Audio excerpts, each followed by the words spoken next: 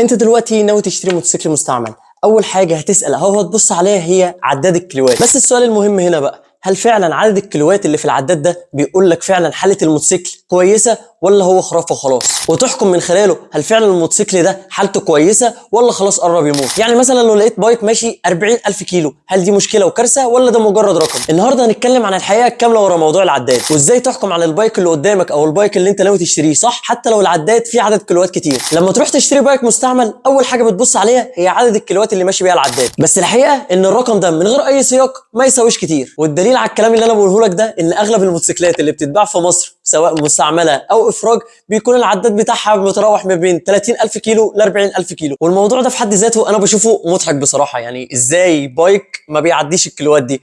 المهم تعالى افهمك الحوار ماشي ازاي. الموتوسيكل مش زي العربيه، هتلاقي المتوسط اللي بيمشي فيه الموتوسيكل في السنه من 5 ل 6000 كيلو، ودوت بالنسبه للعربيه ولا اي حاجه. يعني لو جيت تشتري موتوسيكل مستعمل ولقيته ماشي من 30 ل 40000 كيلو شرعي، وشرعي ديت يعني صاحبه ما لعبش في العداد، ده معناه ان هو ماشي من 7 ل 10 سنين على الطريق. ولو ركننا عدد الكيلوات اللي في العداد دي على جنب، نتكلم على النقطه الاهم وهو العامل الاساسي اللي هيحدد لك حاله الموتوسيكل، وهو صاحب الموتوسيكل نفسه. عشان البايك دوت ازاي كان بيتساق، ازاي كان بيتصاين، وكمان ازاي صاحب البايك دوت نفسه كان بيركنه، كل دي عوامل هتاثر في حاله الموتوسيكل. يعني موتوسيكل ماشي 10000 كيلو كان سايقه شاب عنده 18 سنه، الشاب دوت كان بيقفل العداد وساب الموتوسيكل بتاعه مرمي في الشارع تحت الشمس والشتاء، اكيد مش هتقارنه بموتوسيكل ماشي نفس ال 10000 كيلو بس سايقه مهندس في الخمسينات. الراجل المحترم دوت بيغسل الموتوسيكل بتاعه اكتر ما بيغسل العربيه بتاعته، وكمان حطه في جراج ومغطيه. شخصيه الملك القديم بتفرق جدا في حاله الموتوسيكل، ولو قدرت تقابله وتتكلم معاه او حتى تسال عنه ممكن تعرف حاجات كتير عن تاريخ الموتوسيكل ده. وموضوع انك تسال عن صاحب الموتوسيكل موضوع مش صعب خالص، اكيد هتلاقي حد في دايره صحابك يعرف صاحب الموتوسيكل او يعرف حد يعرفه، عشان احنا من كتر هوسنا بالموتوسيكلات عارفين مين سايق ايه وبيصينها بايه، وهل فعلا بيهتم بالموتوسيكل بتاعه ولا لا. النقطه اللي بعد كده وهي نوع الموتوسيكل نفسه. نوع الموتوسيكل هيفرق معاك برضه. السبورت بايك والديرت بايك مصمم عشان الاداء العالي، وده معناه انها بتتعذب حرفيا. الموتوسيكلات دي بتشد وبتضرب سرعات عاليه جدا، وده بيخليها تتعب بسرعه. الكلام ده بيحصل بسبب السرعات العاليه اللي الموتوسيكلات دي بتعملها، وكمان بسبب استخدام المساعدين الكتير والفرامل، فكل دوت بيؤدي لاستهلاك للموتوسيكل. اما لو بتتكلم عن موتوسيكل تورينج زي مثلا الاف جي ار او الجولد وينج، فده موتوسيكل معمول عشان يمشي كيلوات كتير وبالراحه. فال30 او ال50 الف اللي هيعملهم السبورت بايك ده بالنسبه للتورينج ولا اي حاجه. وبرده مش كل الكيلوات زي بعض، ممكن تلاقي موتوسيكل جديد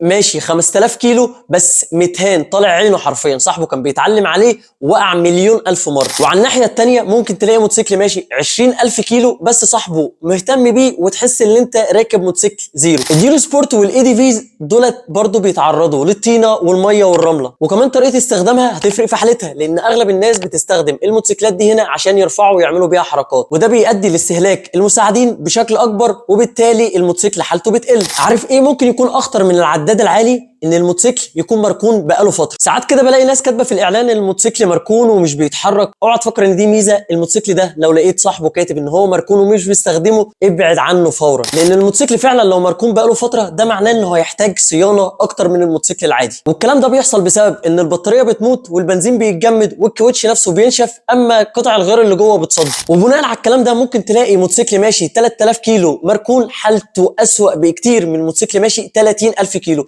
وكل ده بسبب الركن. وكلمه السر في الموضوع ده هي الصيانه. موتوسيكل ماشي 50000 كيلو صاحبه بيعمل الصيانات الدوريه بتاعته، بيغير له زيت في ميعاده والفلتر في ميعاده، ومهتم كل تفصيله فيه احسن مليون مره من موتوسيكل ماشي 10000 كيلو او اقل من كده كمان صاحبه ومش بيبص له ولا بيعبره حتى. حاول دايما تسال صاحب الموتوسيكل قبل ما تشتريه عن الصيانه بتاعته، ولو لقيته فعلا بيهتم وصادق في كلامه فالموتوسيكل دوت لازم تشتريه. ولو كلام صاحب الموتوسيكل ما اقنعكش فانت لازم تبص بنفسك على الموتوسيكل ده وتتاكد ان كل حاجه فيه سليمه. وتعالى كده اقول لك اسهل تريكايه ممكن من خلالها تعرف هل صاحب الموتوسيكل فعلا مهتم بيه ولا رميه. والتريكايه دي انك تبص على الكتينه بتاعه الموتوسيكل. تخيل كده لو صاحب الموتوسيكل نفسه مش مهتم بحاجه شبه الكتينه، ودي حاجه من ضمن الحاجات الاساسيه، يعني صاحبه مش مهتم بحاجه اصلا بره الموتوسيكل ليها صوت ممكن يسمعها او سايبها مصديه، ما بالك بقى بالاجزاء الداخليه زي مثلا فلتر الهواء هيكون شكله عامل ازاي. فانت ما تفكرش ان صيانه الموتوسيكل بس في انك تغير له زيت وخلص الكلام، لا، ده صيانه الموتوسيكل عالم كبير قوي، في كهرباء وفي كاوتش وفي مساعدين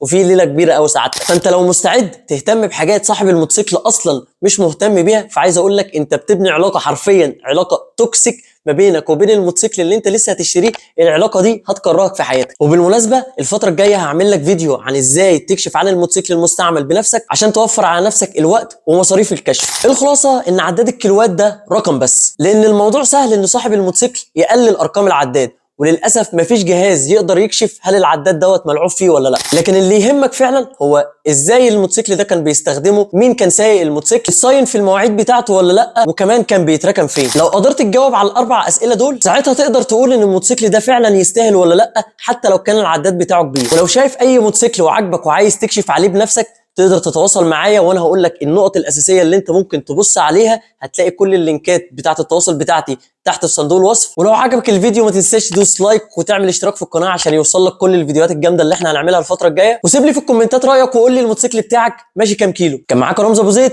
اشوفكم في فيديو الاسبوع الجاي. سلام.